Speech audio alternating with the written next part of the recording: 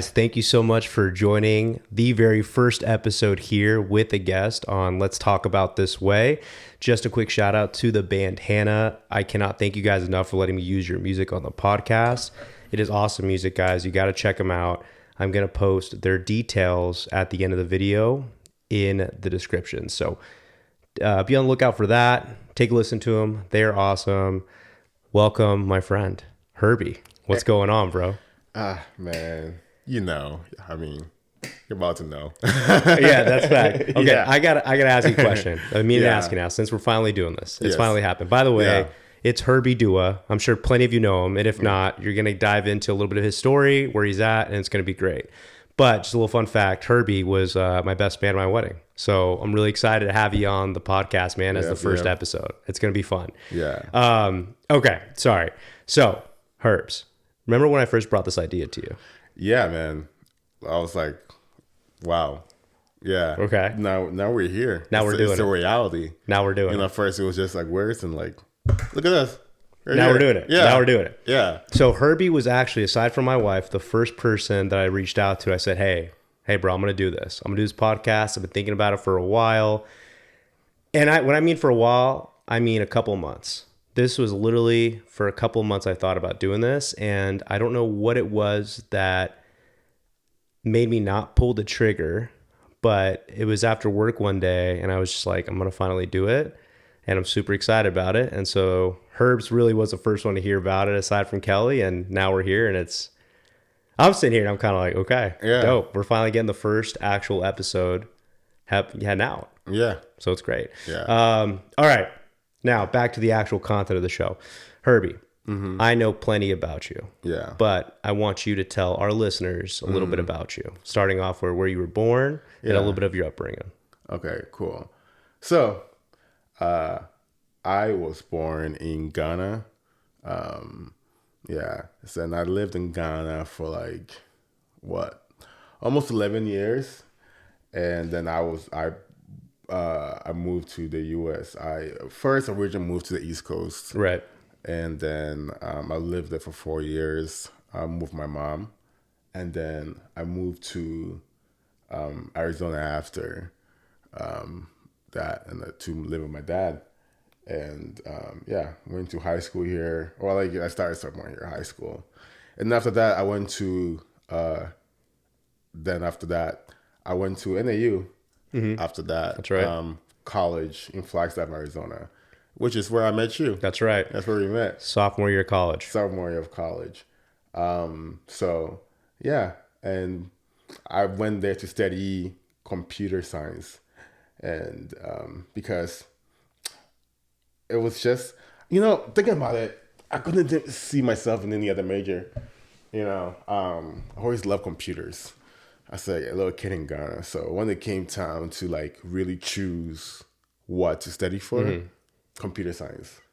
So, so I did computer science for a while and then, graduated. And all my jobs have been on computer. Everything's been computer. Everything has been computer. So I just love tech. I love technology. And it's been a great life. And one thing about me too, I also love people.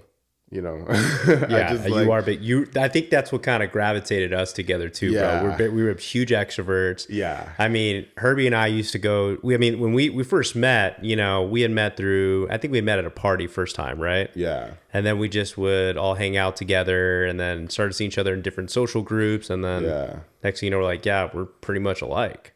Yeah. Yeah. No, it's just crazy thing. That's a whole different era. Yeah. It was just that was a whole different time back then. Yeah.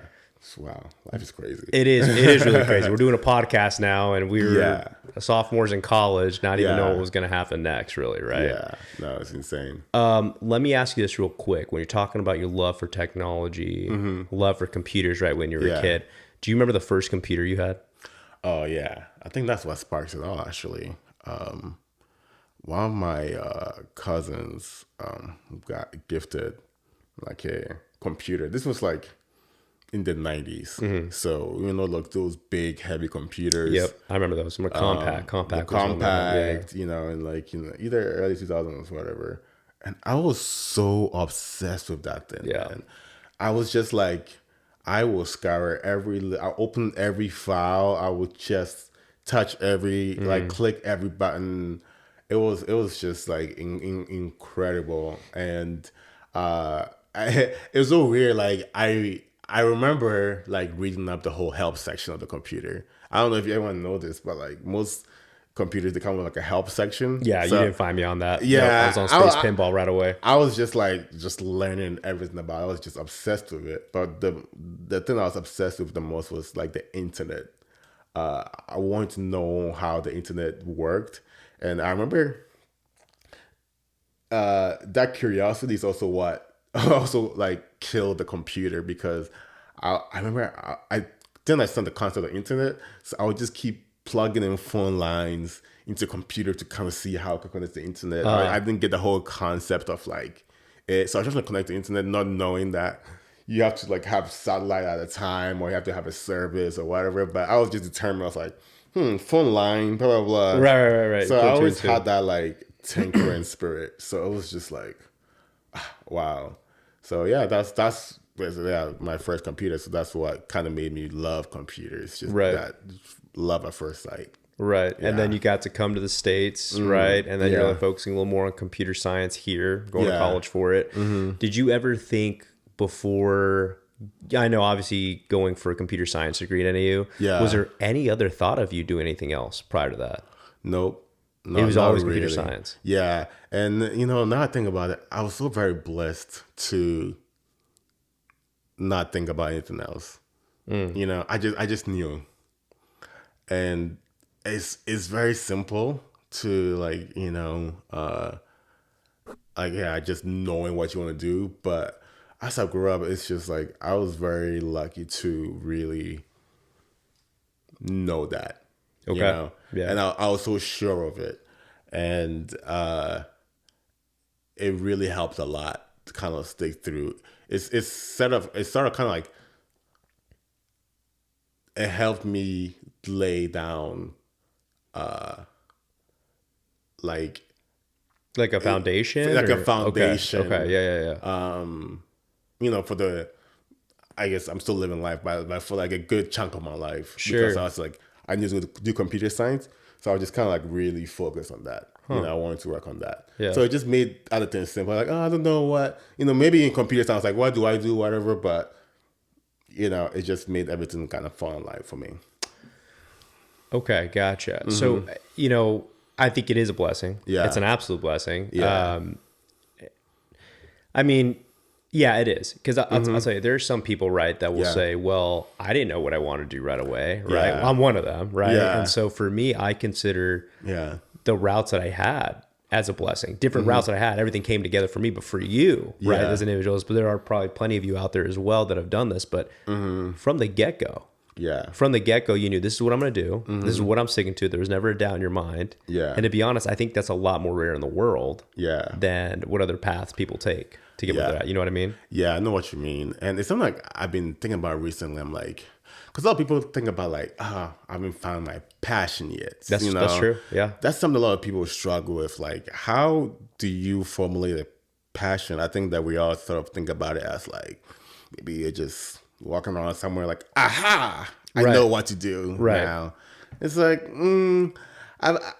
I've come to believe that's not how it works. You just don't like, aha, that's how it works. And looking back, I think it's finding a passion is basically choosing something and sticking with it until you get kind of good. Because like when you're good at something, you tend to like it. Yeah, I would agree with that. I think you're right in the fact that I don't know if there's like a legit aha moment or like a moment you really go aha, right? But I do think there are little moments that kind of build up to you understanding more and more what route you're supposed to take, right? Like, in my first episode of this, I've talked about my different ways that I got to where I am at now, right? I went the mental health route. I went through healthcare. Yeah. And now I'm in tech, right? Yeah. So one thing I felt that I kept piecing together that was like a passion for me was networking, talking to other people, getting to know them more, right? Building Yeah. relationships, maintaining relationships. So then you see that those main common denominators, right? Yeah. And then you see how they kind of spill into everything, right? Customer service side from mental health care, what I was doing, right? Yeah. To help the actual like healthcare, like home healthcare I was working with, right? Dealing with like families and nurses and clients, right? And you're like, Yeah. oh, and now into account management in the tech world, right? Yeah. All combinations of networking, building relationships, strengthening relationships, right? Yeah. So like I get what you're talking about, that like there are things that you just get to know what you like and you build upon that, and I think that helps you find what's ultimately your passion, right? Yeah. And the more I think about it, it's like, is it something? Because a lot of people, I feel like, are waiting for that moment, Yeah, you know? I think so. But I've come to realize the biggest part about finding your passion is action. Yeah. You know, like if you, I think, wait for it to happen, you know, it's, I just don't think it's just going to happen. That's why it happens. You know, I think the big thing that I don't think a lot of people might realize about passion, especially me reflecting, is just like, you know, it's action. It's like, yeah, I did like computers and I thought it was cool and I did love it, but like I could have been like, I don't want to do it. You know, it's just Yeah. something like I chose. I'm like, I am going to do computer science. You know, I was reflecting my life. You follow through with it. I followed through with it. So it's, and thankfully I got good at it because I realized that, like, you know, you don't really are passionate about something that you're not really good at. You know, Right. otherwise I wouldn't be good at it. So one thing I was also lucky is also being somewhat good at it. And Yeah. you know, it's because that's what kind of helped me continue, because I get good, I'm like, oh, I can get better, and like, And you practice and you really hone in. yeah, because it's also a part of like also self-belief as well. Yeah. It's that like, I think I like computers and I think I'm going to be good. Right. So I'm going to try it out Right. and I'm going to do it, you know, because I could love computers, you know, like, oh, computers, but like, I don't know if I'll be good at it. I like computers, but like, you know, I could have been like that, but Yeah, that's true. you know, I think it's something that I consciously, I guess unconsciously, like I like followed through with, you know. So yeah, You make the action happen on it. You tell yourself you're gonna do it, you're gonna do it. Yeah. And then that's what leads to you being better and better at something that you're ultimately passionate for. yeah, Which leads to, obviously, you did well in that sphere after Yeah. college. You know, you had a couple jobs. You know what? For them out there, before we get to your talk, because I'm sure they're gonna start piecing together what you are. Very easy. But yeah. what was your first job right out of college? Um, And you don't have to name the company, but what kind of line were you in? And what I were you was actually like a student worker. It was so funny. I wanted a job on campus. So what I did was that there's this director of career development at a school for the School of Engineering, that side for like, you know, engineering. And because my role was like in media management, something. I forgot what the role is, but Okay. basically, how I got into that job was I would keep emailing the director of like career development. I'm like, hey, do you guys have any jobs? Do you have any jobs? No, just kind of like, hey, I'm doing this student club. These are my skills. Oh, wow. I'll keep So like, you were reaching out too. I was reaching directly. out. Wow. And then she gave me like a job description. She was like, hey, this is a role. You get to make flyers. You will turn some old VHS tapes into digital, and sometimes you record videos and edit them. And she was like, how does this job sound? And I was like, oh yeah, that'd be a good job posting for whoever you're looking for. It's like, would you like to take that job? So I got a job from the career development director. Wow. From the lady that helps that college engineering get jobs. Right. So I think that was like pretty crazy.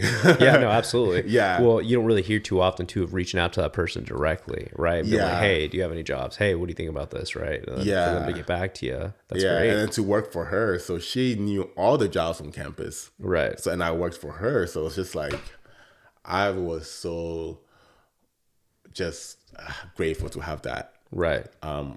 Thinking back, because it helped, like, it helped my career a lot, because all the jobs came to her, and so since I know her, before anyone else, so I knew she was like very well connected. So yeah, so I did like media management stuff. So like I said, it's still on the computer. So that was pretty cool. Right. And when you say she's getting the jobs that come in, are we talking about like the on-campus jobs, like first dibs on it, or just in general, like external company? Okay, so external companies like reaching out, being like, "Hey, heads up, do you have any students who?" Okay, wow. Yeah, that's so a huge plug. That's a huge hookup. On-campus jobs, internships, or like after graduation, she was the director of career development. So just like, after school stuff. So I learned a lot about like resumes and all these things. So wow. Yeah, being in that position, because I would create the flyers like, hey, Right. I attend this career fair. Right. And I would be the one creating the flyers. And I was on them at some point too.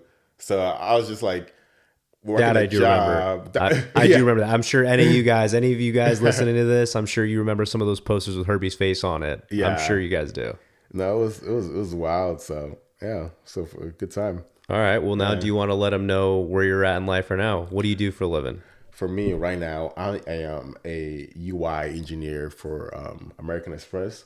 So basically, just UI is the interface, basically the website. Yeah, explain it to him, because I'm just like, what's the UI? It's basically like I always try to like, all right, not everyone's tech. I need to explain. That's true. That's true. I'm saying like UI, like what's the UI? Basically, it's a glorified web developer. I work on the American Express website.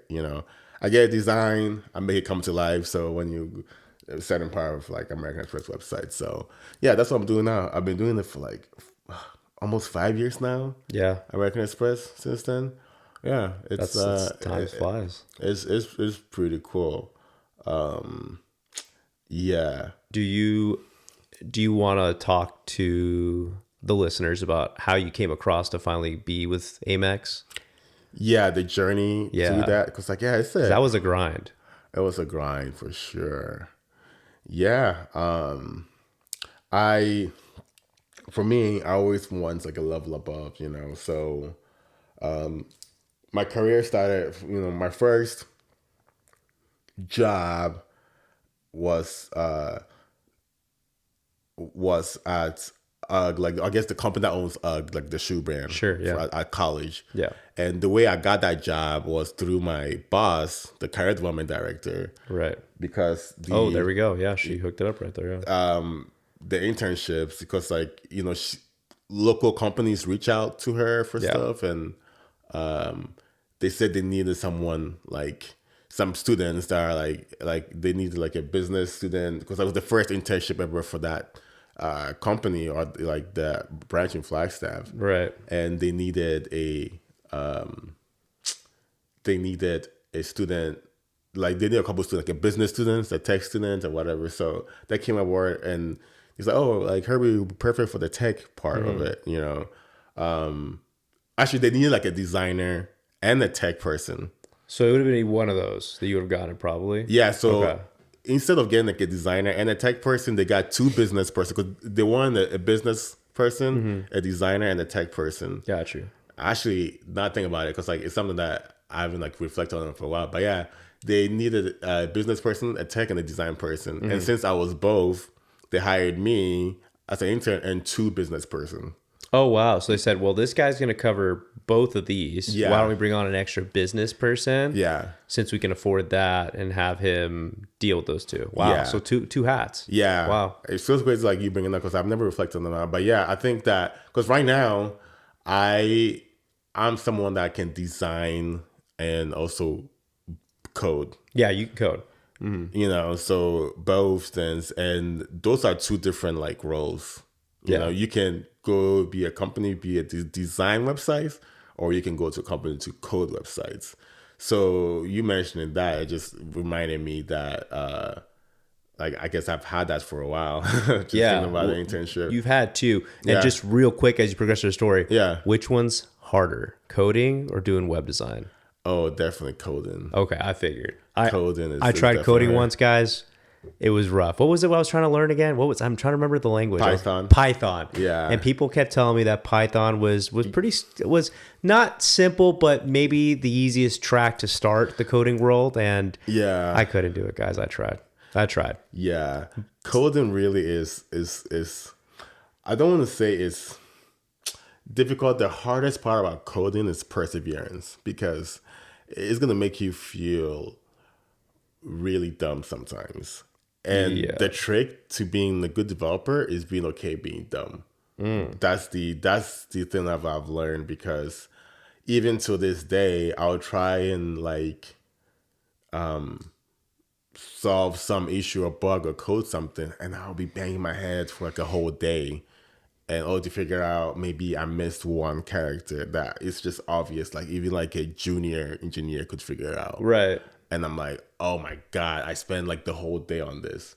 And that's the thing with coding. You just got to like trust yourself and keep at it. Right. You know, but back to American Express. Yeah, so I got my job at that company for a while in Flagstaff. Oh, it was the best. It was the best. And then I went to Discount Tire in Phoenix after I moved to Phoenix for Discount Tire. And I remember it's a good company, but I wanted something more, because it's like we were working with like Asian technology. Sure. So I was like, I wanted to level up because I love tech so much. I wanted to build the coolest tech, and I got to a company with like some Asian tech. And although the company was good, I was just hungry for that's natural. for more. So Yeah. on the side, I started building like a portfolio website. I do remember that. Yeah. And with how coding interview works is that you have to code in front of people for coding interviews.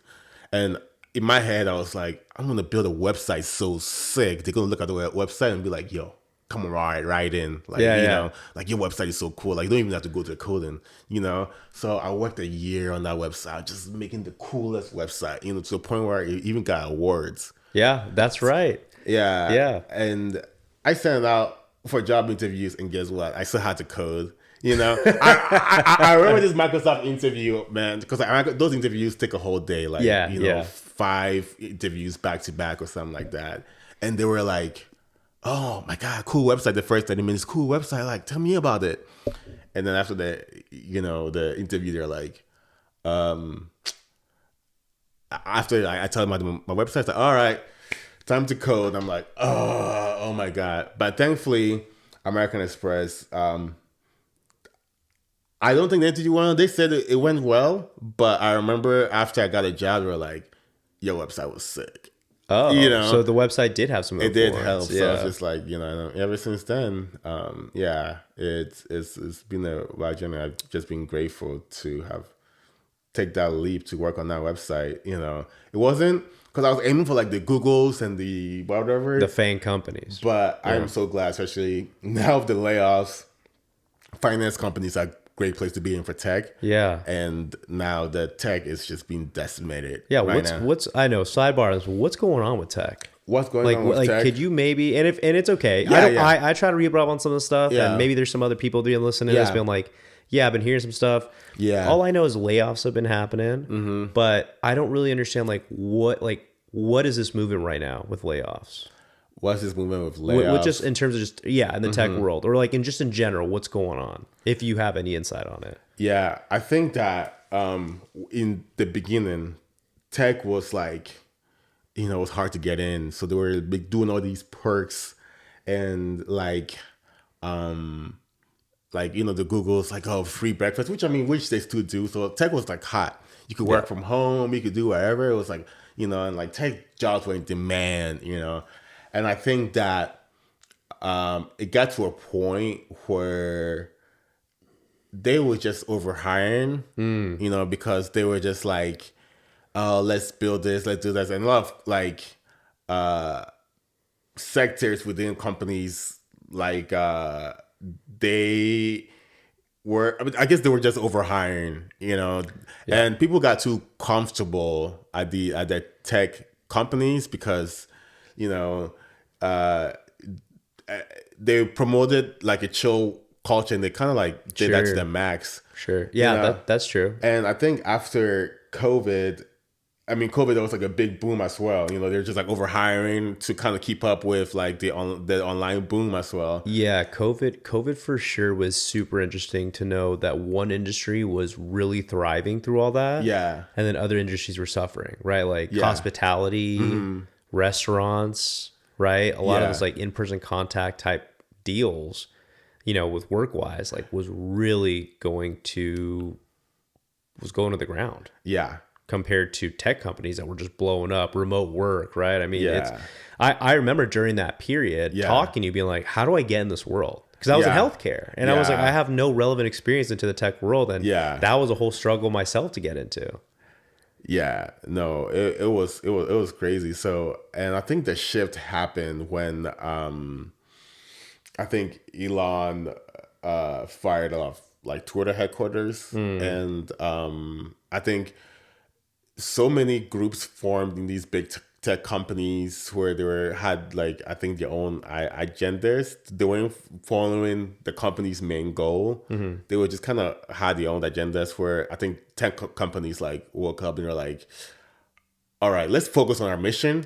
And because they had all these like different divisions within the company, because like it was just big and they were all demanding stuff. But like I think once they saw a shift in like how X or Twitter was able to operate without these many people, I think other CEOs wake up like, wait, do we really need that tech? So that's when the layoffs started happening, and plus the COVID going, COVID ending, or the whole pandemic. And now it's even worsening more because of AI. Because right now, something that I was able to do maybe 2 years ago, now I can do it for like 30% of the time. And that time is also like getting better and better. So basically, I think where maybe a senior engineer and maybe like a mid-level engineer can do, now you just need like a senior engineer, because AI can do the work of like maybe like a junior engineer. And now it's getting better where it's like AI is doing better than like almost like a mid-level engineer. Yeah, that's crazy. Yeah. That's crazy. I want to dive in almost the AI stuff with you. Yeah. But I know that I'll take a bit, and we're going to still. We still got time. Absolutely. Because I think this would be something cool for you guys to hear about too, because it is scary. Yeah. AI, hearing more and more about what AI can do and their capabilities is absolutely unbelievable. So before I cut you off there, you're talking about, really what you need is like a senior software engineer, because AI can take care of kind of like the stuff below that. Yeah. So how should software engineers right now that maybe aren't at the senior level be feeling in the tech realm, knowing that's something that's kind of being implemented? I think whatever the tech engineers are feeling, it's also like the answer I'm going to give to that. It's also everyone should be feeling. Sure. Is that you have this technology that can do the work of a person. Yeah. Yeah, that's weird. And it's new, because anything that you can do in the computer, in theory, with the new generative AI models, they should be able to do. So if most of your work is within the confines of a computer, right, then it's only a matter of time until AI can do it. Right. Because in the confines of a computer. So, but the crazy thing is that it's not just going to exist in the computer now. It's now existing in robots, cars, other devices. Like there's some AI devices just that. So, so if you have like a robot that can speak and understand you and walk, right, it's almost it's replacing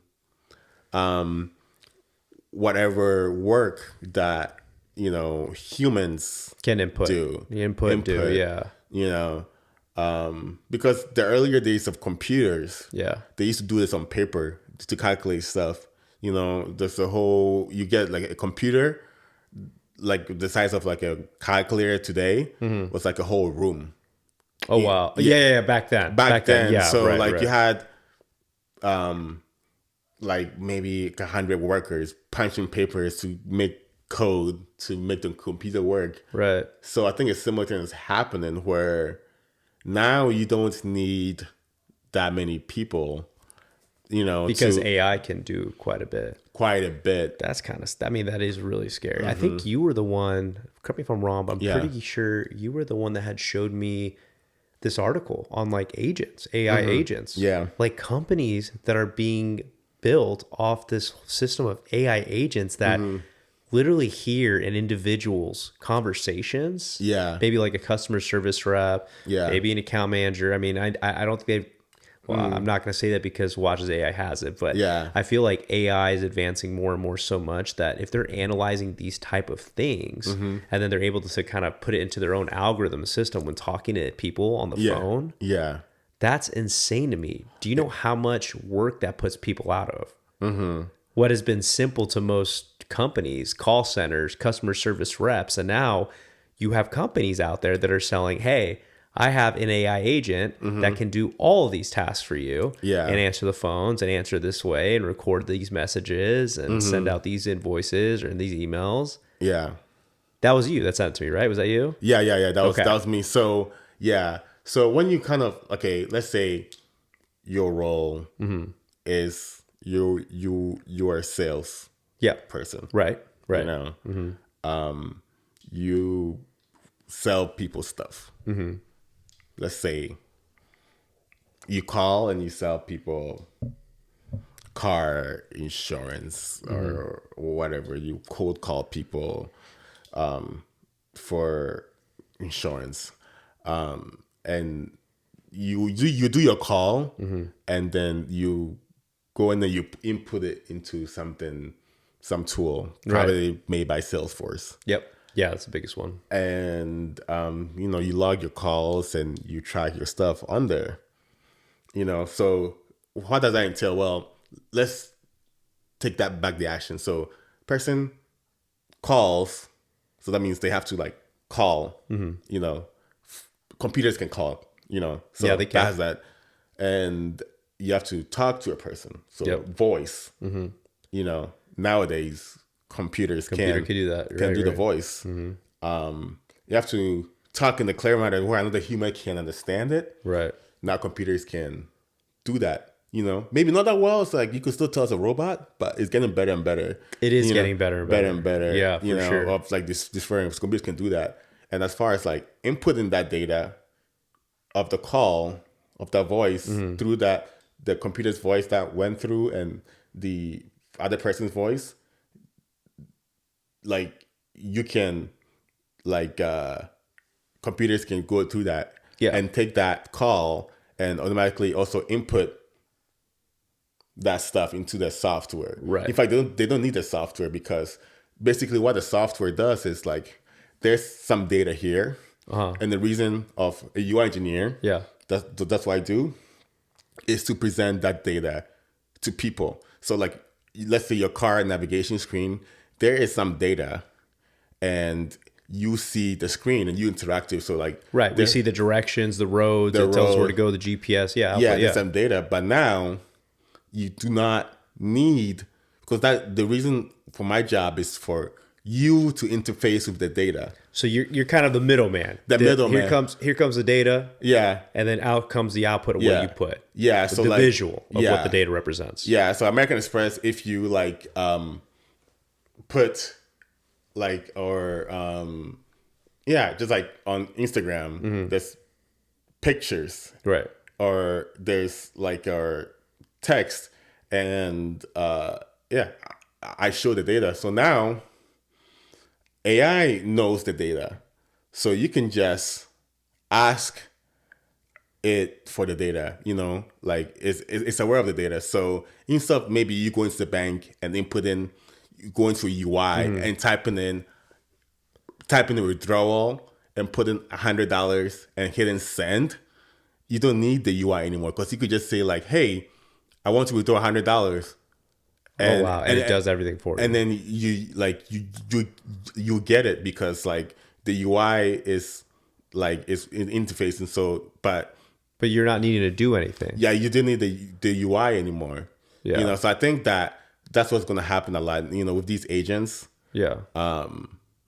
That you can it just has the data. So let's say you want to book a reservation at Open Table before you go to the UI and you book a reservation, but now you could just say like, "Hey, book me a reservation at Open Table." Right. You don't need to touch that. It already knows what you want. Right. It just does that.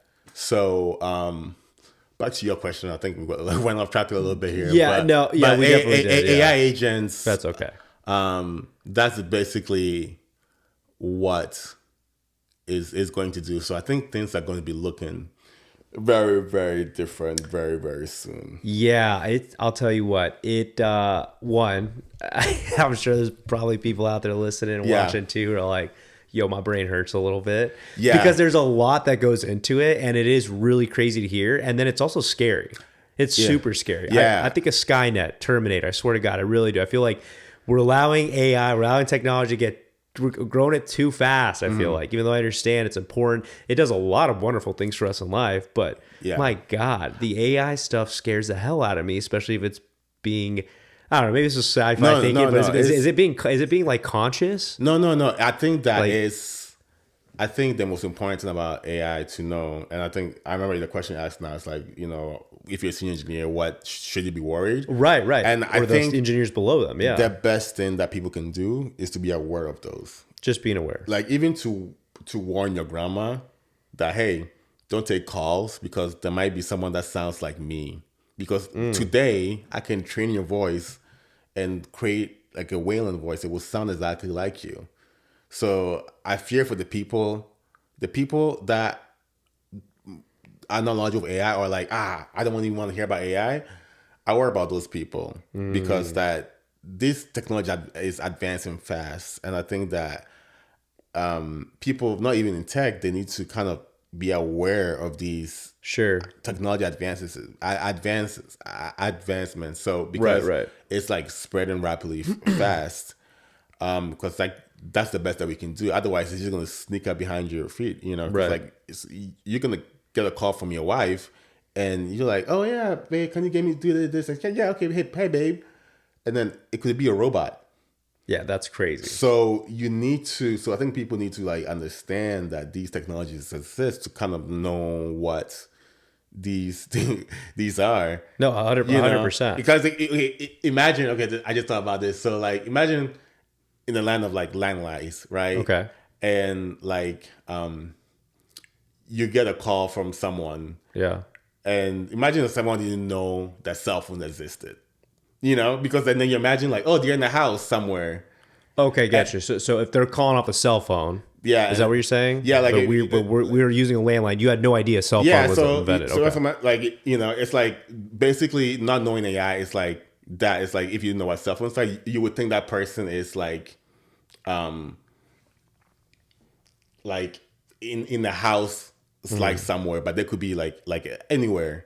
I don't know if that makes sense, but basically, it's a technology that people need to be aware of, just so that they can be aware of some, you know, some of the things that are coming out. Because like, so they can prepare their job for that, and they can like, you know, to the best of their ability, right? Because obviously you can't control everything. But I get your example. To break it down, I think what you meant is the level of surprises you could have knowing that a certain way things function, and all of a sudden you have this new thing that comes in, and you're like, whoa, what the hell just happened? Like, how did that happen, right? Like, how is the AI now can do these kind of voice things, right? Yeah. I mean, by the way, guys, this is exactly what it is. So for tech people, I'm sure you're riveting off this conversation. For the rest of us who aren't necessarily tech heads, this is some new stuff to look up. But it is an interesting read, so I would definitely take a look into it. But Herbs, going back real quick to the software engineer part where you're at, right? Yeah. For people who right now are, because I know there's plenty of programs now. You don't necessarily even have to go to a 4-year, if I'm right, to get your coding, some sort of certificate coding degree to apply for jobs. Is that right? Yeah. Okay, to be an engineer, or is that specifically for coding? Or is that also for web design as well, or for being web design? Yeah, you can go to. Yeah, you don't have to like. You can be self-taught. You know, a designer or coder, and then you still could be able to get a job. Okay, so for those people right now that are going through that, Yeah. when they're looking at pay wise and ranges, like for you right now, you're as a senior engineer. Yeah. If you had to give a range of what they should typically expect at a bigger company, what would you say for them to be knowledgeable about that? It depends, especially nowadays. It's weird. One, the bar of entry is like way much higher than it used to be, especially for junior engineers. Yeah. You know,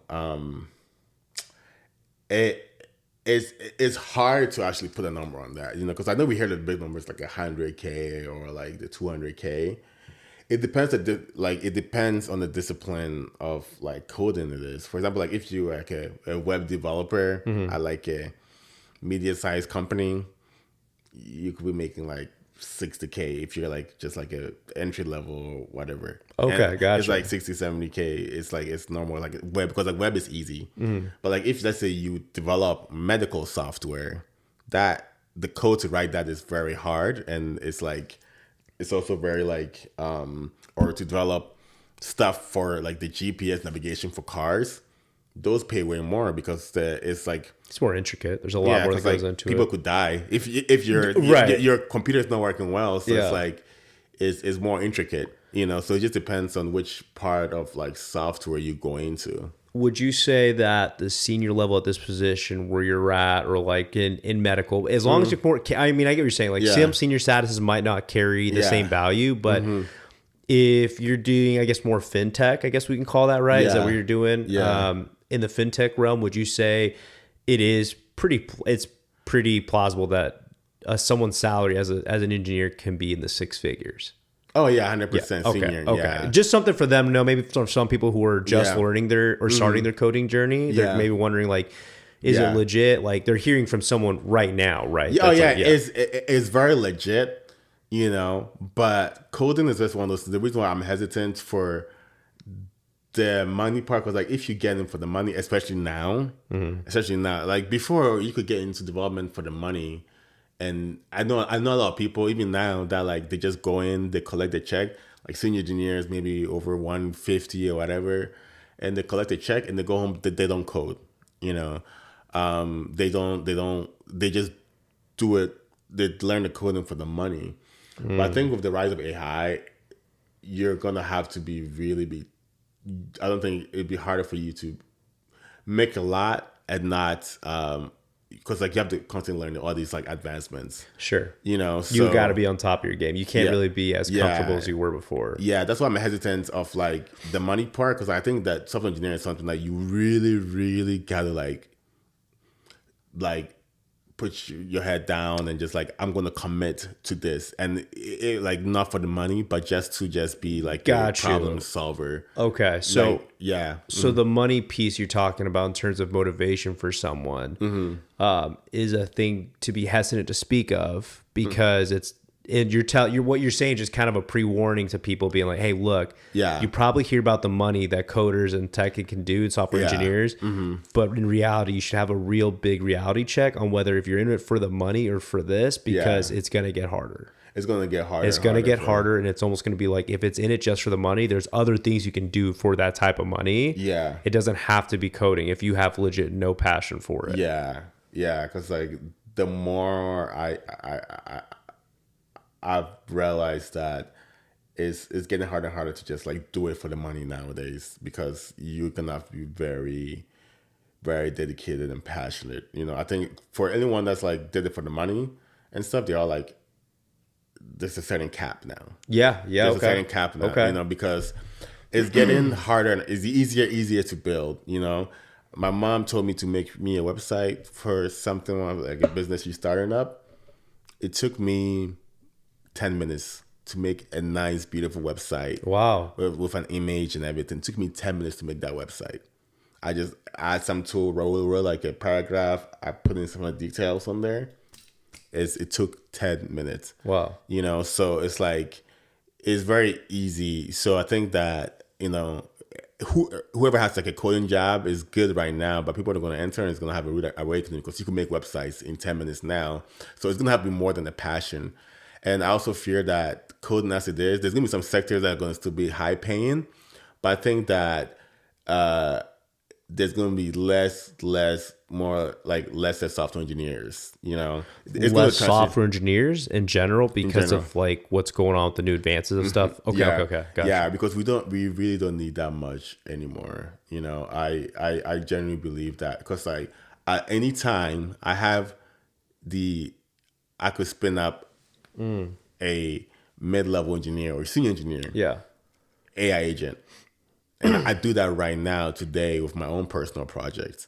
I have an AI agent that helps me code. And that thing is a trip. You showed that thing to me. It is insane. It goes through and it's just like, I want this, The thing I have that most people might not have is like technical knowledge to describe what I want. Right. But, as time goes on, I think that more people that might not be technical can build their own apps, and that for sure is going to happen. Yeah, it can happen today. Like, because like right now today, if I'm like working out and I want a website just to track and give me some bicep workouts only for my bicep and triceps, I can type in a sentence or a paragraph like framing like a website to track only my bicep and tricep workouts for each day, and it will do it. And then I can build that. It will be done in like 10-20 minutes. That's incredible. That's crazy. This is like a new thing now. So it's not like mainstream yet. Yeah. But I think that something's going to come out. Maybe Apple might have something like, create your own apps. And now it will put that thing onto like, everybody's hands, But right now it's just like reserved for like, all the techie people know about it, but everybody's like, living their regular life, doing ChatGPT. Right. But they really have no idea about what you're using. Yeah, they have no idea they have no idea that you could do that right now. It is a crazy AI program, by the way. I'm telling you, Herbie showed it to me, and it could do an insane amount of things. Ask it any question. I mean, it literally, I was blown away by the fact you'd ask such a specific question on something we're doing. And you have the camera, right, too, that shows it, and it will tell you, like, oh, no, this is what you have to do. Yeah. Crazy. But speaking of apps, definitely want to talk a little about your app you're creating right now. Yeah. And, well, not the app that you created, but you have created. You put it out there. Yeah. OPNRS. Yeah. OPNRS. And I know you've got some big things coming along with it. For the people out there who maybe haven't heard of OPNRS just yet, can you tell them a little bit about that? Because I think it's super cool that you've also created your own app. You created your own website, software engineer, fintech, and you got an app out there that's it's going to be booming. Yeah. Yeah. So OPNRS is it's a passion project. OPNRS is basically a digital question card game. If you ever played those card games where you pick up a card, there's a very really good question on them. Maybe you've seen them on Instagram. You play with your friends. Those cards, but on the phone, in a digital format, you know. And what's really cool about OPNRS is that you can play offline. So just like how those cards works, and the app is designed to be a digital version of that. Yeah, it goes beyond a conversation starter app, because most conversation starter apps, they need like internet, and it's like you got to choose. As soon as you open OPNRS, the first thing you see is a card with a question on it, just like how you get a card from a question pack and open it up. Yeah, from like those packs that you go around with trivia, or not trivia, but just like those. They're like party starters, what I call them, right? Yeah, party starters. And I think, and the reason why I'm engineering it and developing OPNRS is because of today's like conversation. Even when you think about podcasts, the reason people gravitate around podcasts is just like it's question after question. People crave communication because right now there seem to be a lot of people that don't know how to communicate with each other. Yeah, that's super true. It's very hard for people. I think you and I are blessed because like we are able to kind of communicate with people, but a lot of people struggle with that. Yeah, that's super true. And you're right. We are. We're very easygoing people. We're very outgoing, right? Notice as I get older, my social battery kind of dwindles a little bit lower, but overall still extroverts, right? And for us, it's easy to carry conversation, to start one. I mean, this is why I'm doing a podcast. I love doing this. I love talking to people. I love networking. But there are some people that even if you were to tell them a thought about being on a podcast, great example of this. I had a coworker who actually was talking to, really great combo with. I was like, would you ever think about starting this podcast? You ever think you might want to do it? Yeah. And her first response, or little response to me was, absolutely not. I would never do that. I don't feel comfortable talking that well to other people. And I'm just, I get a little awkward and I'm like, oh, okay. Like, I get it. I get it. Like, it's just for some people, it can be a little tough, but that's where your app comes in. Yeah. That's where your app comes in. And it's a big issue. It's a big issue. Because, like, there's something called, like, the loneliness epidemic. A lot of people are lonely way more than ever. And you think it would be less because of social media. We are more connected more than ever. But a lot of people are lonely. And also there's, like, a big division, in the world. And I believe it's because people don't understand each other. And people don't understand each other is because people don't talk to each other. And people don't talk to each other because people don't know how to talk to each other. Yeah. Because, everyone is so, like, glued to their phones. It's like that is more important than the person. That's true. It's, because, like, you could just go to your phone and you can watch within like 2 minutes, you could see like 20 of the funniest videos you ever seen in your life. Right. Within like 2 minutes. Just like, whatever. Yeah. So why would you spend time to get to know how someone is doing when you want to spend 20 time? So I figured, all right, you cannot grab people's phone away from them. You like a lot of people like trying to get on your phone, they get on all these apps to kind of get off your phone less and whatever, but like people just cannot get off their phone. Yeah. So why not put the questions on your phone and instead of like, and the cool thing about the app is offline. So you can literally turn on like airplane mode and your phone that is all high tech. You get all this like notification just becomes a dumb phone. Nothing. You just get the app and you get to play, no notifications, no interruptions. Yeah. And you could just focus on the person because your phone is not notification. The only thing on your phone is a question. Right. And you get to focus on that person. It was very important that I developed the app that way because people are really trying to get away from the phone. And one of the things that people like, I don't know about the app because like, I'm trying to get off my phone, but like people don't ask the deeper question, why are you trying to get out of your phone? Oh, I'm trying to get on my phone because like TikTok is on there. Oh, okay. Yeah, that's a great question. Why like to those people that talk about, well, I don't know, I don't want to be on my phone as much. It's like, but like why? It's a cool device. You can do a lot. You can play games. You can like people are making money on their phone. It's like it's a great technological like marvel. Right. But people don't get off it. Like, why is that? And the question is that the internet. That's what sucked us in. That's what sucks us in. Yeah, that's what sucks us in away from conversation. It's not the phone. The phone is fine. iPhone is great. You take great pictures. You get to like whatever. The phone is great. Because people just say, I'm tired of my phone. It's not you're tired of your phone. You're tired of the stuff on your phone that coming in your phone that's grabbing your attention. That is super true. Yeah. So it's like that is the thing that is people I guess don't like. Right. So that's why I'm building OPNRS to be on the phone, but at the same time building a way where, because people are so used to like sign me up with an email, like get your information so that they can like suggest you stuff. OPNRS goes a different route. And it's just like, hey, this is what it is. It's very quick, it's very fast, and you don't need the internet. We don't need your personal data. We don't need that. It's super simple. It's just super simple. And I've tried my best. The hardest thing about OPNRS is, all right, I don't have internet, I don't have things to kind of keep you engaged. How do I make the app engaging? So the app is so fun to use, and that's my goal with it, is to make it fun so that like people can like play with it and want to be like go back to it. I love it. Yeah. I love OPNRS. As someone who just I love carrying conversations with people. I love chatting with people. I've never had that issue. Thankfully, just blessed on my part on that. But I'll tell you, OPNRS, this app is really cool. I mean, it is used for so many different social scenarios. When Herbie had come out with the app and put it out there for everyone, I remember I had took a trip up to Pine Top with Kelly, my wife, and one of the topics is it's within relationships, right? Like checking in with a significant other. Yeah. So cool.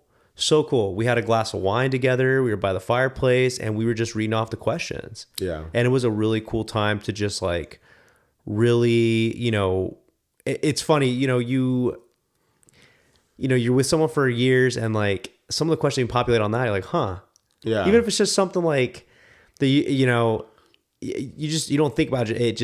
It comes up and like, how did this question ever pop up? Right. Yeah. And it's really cool. I think it's a great app. I think it's well done. I'm excited to see what else gets put out within the Openers app. Yeah. Can you let them know where to find Openers? It's in the Apple Store or what? Yeah.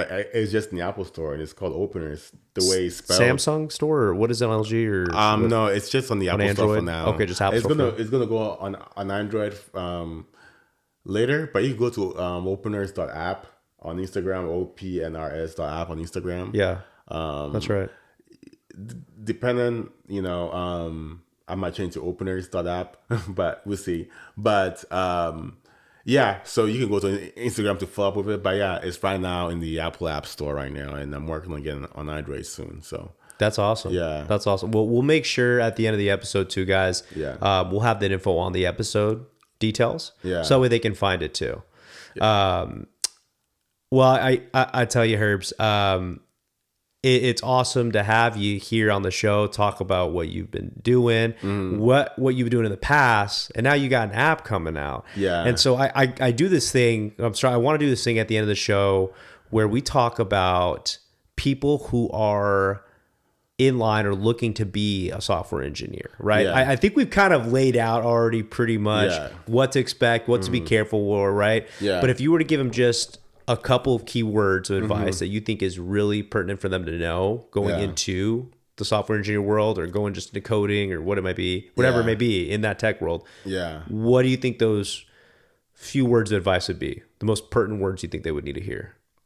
Perseverance. They need to have perseverance.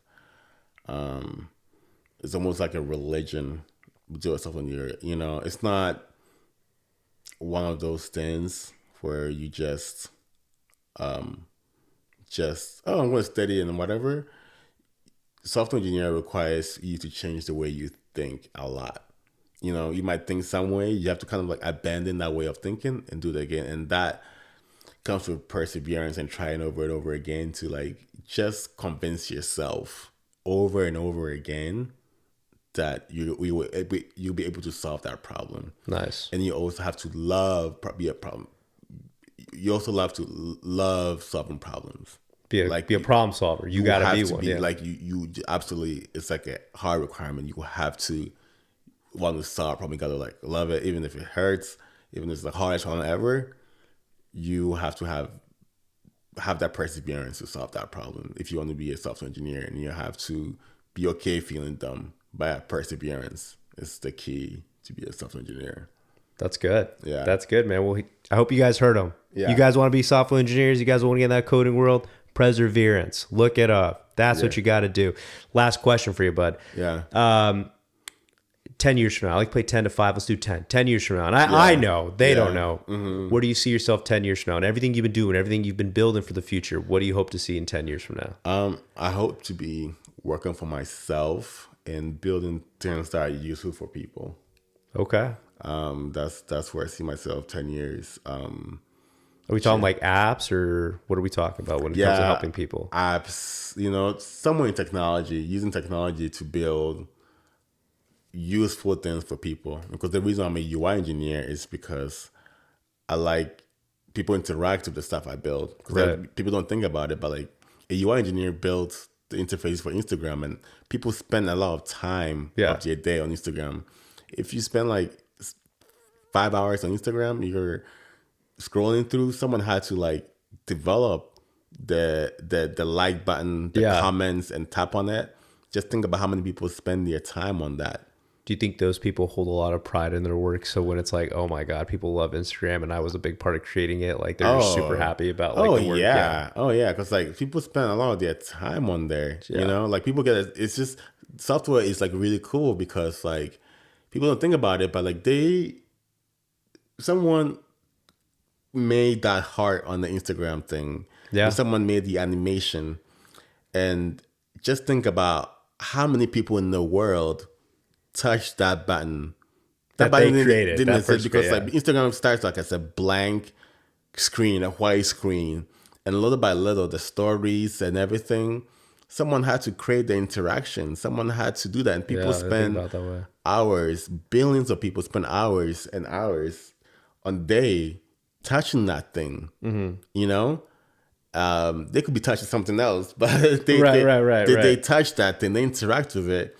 They have emotions like, the Rams won, double tap, Right. Like, and the heart taps and stuff. You know, it's like. You know, someone had to do that. Can't tell all the Ram stuff up in here, but yeah. Yeah, you know, it's like you interact, you felt the movement of joy. Yeah, that's So it's like really cool. Yeah, you know, because other things, it's just, you know, it's really cool to be able to go, and that came out thin there with a couple of lines of some text that made that. So I want to build something like that for people, continue building useful things for people.